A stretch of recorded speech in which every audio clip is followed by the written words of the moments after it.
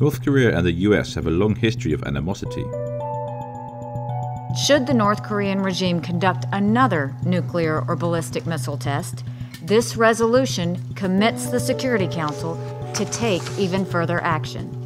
This past year has seen America pushing for stronger economic sanctions against North Korea as the regime carried out missile and nuclear tests. And the death of American student Otto Warmbier, who was held in North Korea for more than a year, has angered the US public. The two countries are technically still at war, since only an armistice, rather than a peace treaty, ended the Korean War in 1953. So how did North Korea and the US end up such bitter enemies?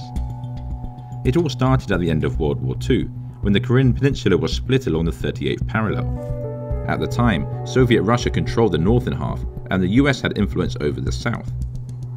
The Soviet Union's leader, Joseph Stalin, implanted the Korean guerrilla fighter Kim Il-sung, whose grandfather to Kim Jong-un, as leader of the North.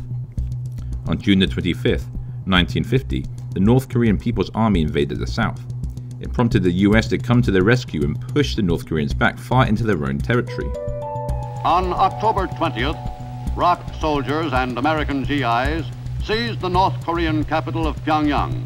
This caused neighboring China to enter the fray in support of its communist ally. After 3 years of ferocious fighting, a truce was called close to the original 38th parallel.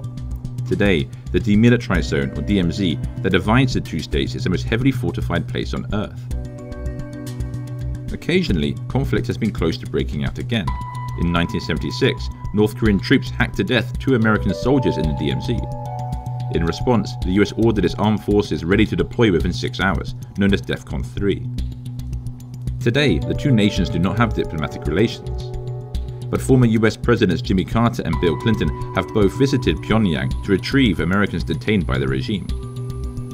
Still, enmity runs deep, especially over North Korea's nuclear program. Threats to turn American cities into seas of fire are common, and the North considers the US military drills with the South as a rehearsal for invasion.